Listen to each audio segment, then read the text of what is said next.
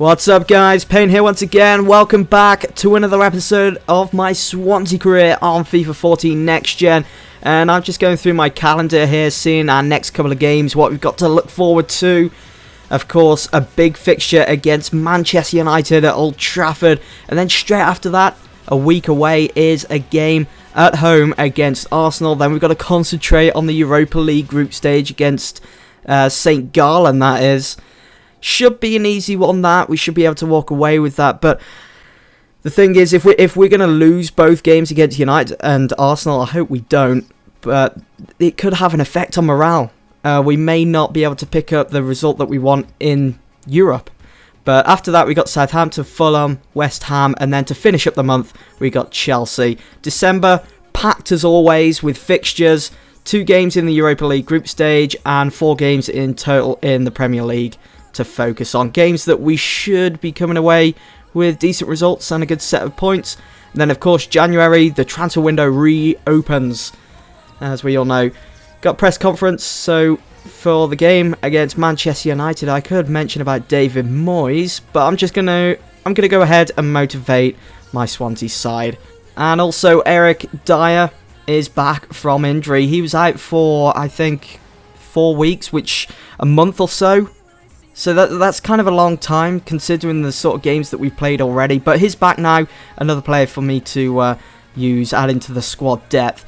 To look at the league table as well, Swansea, they find themselves in 4th position. 9 games gone. Total of 22 points. Overachieving. And we're up there with the likes of United, Arsenal and Chelsea. Just got to be careful of Tottenham as well, as they can catch up if we start dropping points. And you got Wigan, Cardiff and Stoke at the bottom of the league. So here we go. Our first fixture of this video, guys. There it is, the Theatre of Dreams, Old Trafford. Manchester United against Swansea City. I've tried to put out my strongest side that I could possibly think of.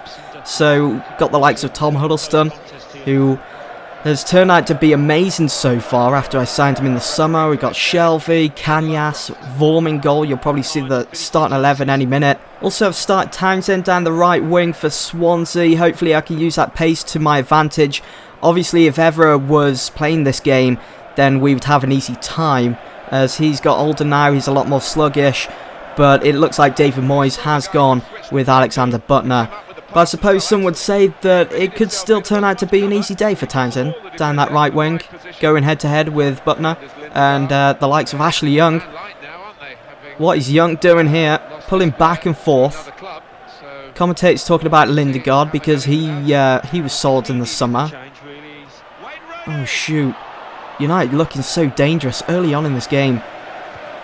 I would prefer to get a nice early goal simply because it would allow us then to grow into the game, be a lot more comfortable. But United aren't going to allow me to do that. Ashley Young, he's going to pull back, of course he is. That's going to fall for Nani. What a save. Decent save from Vorm, fully stretched. Putting that one behind for a corner though. United not the best at set pieces. But this is a game, this is FIFA. Anything can happen. I know in my previous video I mentioned about using the financial takeover. Oh shoot, Rooney. Can we try and stop this attack? United go 1-0 up at Old Trafford, 13 minutes into the game. Well, I'll just carry on what I was talking about. We'll just ignore that. We're still in this game. We can pull it round. But yeah, in my previous episode I mentioned about using the financial takeover at the end of the season if I qualify for the Champions League, to make it realistic, and quite a lot of you guys were against that idea. So I think for the time being, I'm not going to use the financial takeover. I'm going to see what happens first. Let's see, if I do qualify for the Champions League at the end of the season, let's see how much I'm given come next season. It'll be very interesting to see. If I'm given 20.5 mil... I'm not too sure actually. You know what, I'm going to make a decision. I'm not going to use the financial takeover. I'm going to work with what I've got, what I'm given, just to make it that bit harder, that bit of a challenge. So hopefully you guys can see where I'm coming from. I'm not going to use the financial takeover. I'm going to work with what I'm given and what I've got. In a way, it's kind of exciting having to work with what you've got. and trying to build up a team. Imagine if I was only given 8 million every summer. How hard that would be. It would be incredibly hard to try and challenge for the Premier League title. That was my main objective, still is. And it's going to be difficult because you've got the likes of City who spend millions in the summer on world-class players. And they come in and they drastically change the side. The same with Chelsea. Kind of the same with Man United. So it's going to be difficult. I know I used financial takeover in my Everton career on FIFA 13. Haven't had to use financial takeover on any of my Man United ones, simply because I'm given 30, 40 million, maybe even more in the summer. So this is a first for me. It's going to be a challenge, and I hope you guys are going to enjoy these episodes, these upcoming episodes when that transfer window reopens. At the moment, I've got, in my current transfer budget, I've got 3 million. Imagine being given that for a transfer budget at the end of the season. Imagine that. So I'm going to stick with it, see what we can do this season, work towards that Champions League qualification. Kanyas, 2-1. Is that offside? Oh dear. We've had a great chance to get back into this game. But Manchester United, they're just going to run away with this now. We just can't get going. That's probably our best chance and our only chance that we'll have in this game of getting back into it. We're in the second half now. Still 2-0 down. Might be able to get something from this. Routledge is being pursued there by Raphael. Bonnie. Swing it back in. Nathan Dyer. See if we can get... Oh, Bonnie's just not making himself available. Kanyas. Too many in the box. And it's out of there. So yeah. I mean, not using the financial takeover, we can see that as a good thing. It's going to be a challenge for me. And hopefully exciting for you guys to watch these videos. I've got a couple of players in mind. Bonnie! De Gea for Manchester United. There have been some fantastic saves in this game from both keepers. But yeah, going back to that, I know there are a couple of players I have on my radar that I do want to bring in to Swansea. And I know a few of you guys were against me bringing in Debussy, simply because I needed to bring in a left back. I understand that now. I wasn't thinking at the time, but I think for the time being, we can make do. January is fast approaching, as you've already seen at the start of this video with the calendar. We haven't got long to go, and I'm sure we can do some business there and try and bring in another left back. As I mentioned as well at the start of this season, my second season with Swansea, I want to freshen up my attack.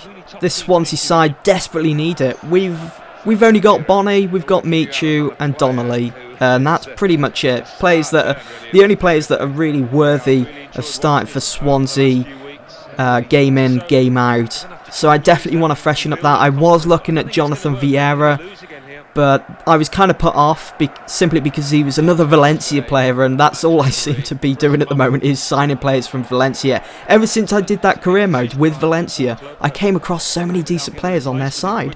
And so I thought, well, why not? I could see maybe Jonathan Vieira at Swansea, or I could see Romeo at Swansea, or I could see Ever Banega at Man United. It just goes on. They've got a good selection of players, Valencia. So there we have it. That's my plans for when the transfer window opens, and especially for the summer. That's the main point. That's when I'm going to be turning this team upside down and just changing it. Not completely, but changing it for the better. We did drop all 3 points against Manchester United back at Old Trafford. So unfortunate. But we just had to focus on our next game. Playing at home at the Liberty Stadium against Arsenal. And I remember last season, this Swansea side managed to overcome Arsenal twice in the league, home and away. And Andros Townsend, I was going to call him Andy Townsend then, that's the commentator. Andros Townsend opened up the scoring as soon as we kicked off with the second half against Arsenal. I mean, if that's not an incentive to the players for Champions League next season, I don't know what is. As long as we could get those 3 points, if we could just hold in there and walk away with them, that would just be sweet. Obviously, Arsenal did restart the game after that goal went in, but just look at how quick this Swansea side moved the ball around. Andros Townsend, who at this moment in time, target man for Swansea City, took the ball down the right wing, swings in across, Kind of a cheap goal, some would say, but it's a goal. And 2-0 up against Arsenal, 49th minute in. I'll take it. As long as we can pull off a win here, then I'm all for it. That's what this Swansea side need. We need those points to start climbing up the league table. But Arsenal, they started to wake up. I thought maybe after that second goal went in, they were going to just sit back and that was going to be it. They were probably going to defend for the rest of the game. I was kind of surprised as well that Arsene Wenger actually signed Khedira, another Real Madrid star. So he joins his former teammate Ozil on the Arsenal side. Chico gave away a very silly penalty. Podolski stepped up to take it. Can Michel Vorm save this? Can he save his clean sheet against Arsenal? Podolski, which way is he going to go? Stutters a bit and puts it into the bottom right hand corner. Vorm went the wrong way. That kind of put me off when Podolski took the penalty because he stuttered and I was like, oh no, he's going to go the right way. And of course Podolski slots that one into the bottom corner. Arsenal with a goal. 2-1 the score as it stands. Can Arsenal get it back into this? But Swansea with great attacking movement, moving the ball swiftly across the ground. And Townsend again with another cross. Bonny, unfortunate not to put that header into the back of the net. Szczesny obviously been doing his homework on Bonny and the way Swansea play. Pulled off a decent save. And the defenders came in, mopped up Podolski. Danger man, Cazorla into the box, has a crack at goal. Vorm with the save. And it's that man, Jack Wilshere, that put Arsenal back on level terms with this Swansea side at the Liberty Stadium. Still time though to maybe get a late winner against Arsenal, so it wasn't all doom and gloom as Bonny was trying to make out there. You have to try your best though to stay positive in a situation when the opposition score and draws level with you so late on, when at one time you was in the driver's seat in pole position to walk away with all 3 points. Pablo Hernandez fires off another thunderous shot, kind of similar to the one he had in the first half, which you've probably seen, but nothing came of it. Szczesny again all over that one. He had that one scouted. He could read Pablo Hernandez like a book. One final chance for Swansea. Nathan Dyer with the loose ball. Again, could I swing it across? Bonny, another header. He's seriously been doing his homework, hasn't he, Szczesny? And there were appeals for a penalty. But the referee comes in and says there was a free kick to Arsenal. It was actually Pablo Hernandez, our own man, that took down Bonny in the box. So unfortunate. It really was. But look at Bonny, how he came running in, full of momentum, ready to get that late winner. But it just wasn't enough to see off Arsenal, as the final score was 2-2. A good game for the neutral fans. It was just a shame that we threw away so many chances where we could have possibly walked out as winners and with those 3 points. But there we have it anyway, guys. That is the end of this video. I do hope that you've all enjoyed it. If you have done, be sure to smash that like button, silly. And I'll see you all in the next one.